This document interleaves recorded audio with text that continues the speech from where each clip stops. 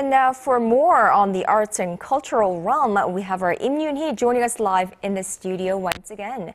Good afternoon to you, Yoonhee. Good afternoon, Conn-young. So, time just flies by, right? And, for our viewers to look forward to this weekend, what are some of the performances they could catch? Right, so I took a look at one particular performance I think many people will enjoy.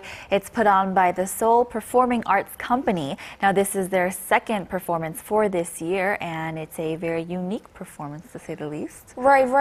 If I remember correctly, I think this is the company that staged Soseono, right? Exactly. So that was the first performance of the year, and this one, called the Kingdom of the Winds, can be looked at as a second installment for their shows. And so let's take a look at this minimalist approach to a very award-winning performance.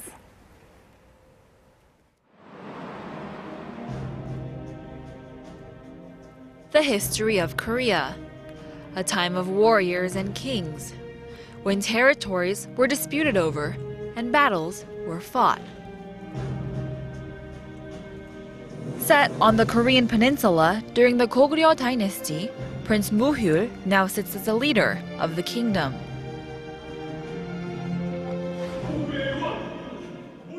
And early into his reign, he enters the forest of Myeonglim, a forest haunted by the souls massacred years ago. It's in this very forest he encounters the spirit of his brother, the late Prince Haemyeong. And when Muhyul goes back to his kingdom, his rule is plagued by turmoil with his son, Hodong, who doesn't exactly see eye to eye with his father. The members of the Seoul Performing Arts Company overflows the stage with dancing, music, and intense emotions.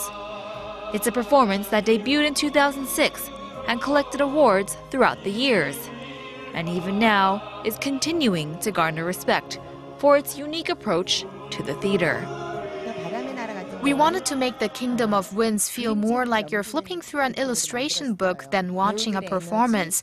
The actors use their energy to fill the stage with their presence and lead the performance in a beautiful manner. The storyline is set in a traditional time period, but these actors don a more contemporary style. A beautiful sway of motions gracefully flows through the stage. Then suddenly, the thud of hands against the flesh of bare backs echoes, continuing into a steady beat of drums that then carries the performers into action-packed scenes. On the barren stage, the dancers silently but powerfully move for over 11 straight minutes, setting this performance aside from others with its tribute to contemporary dance. And with each jab and spin, these performers dance, they sing, but most of all, they tell the story of a king and his son, and a battle over a beloved kingdom.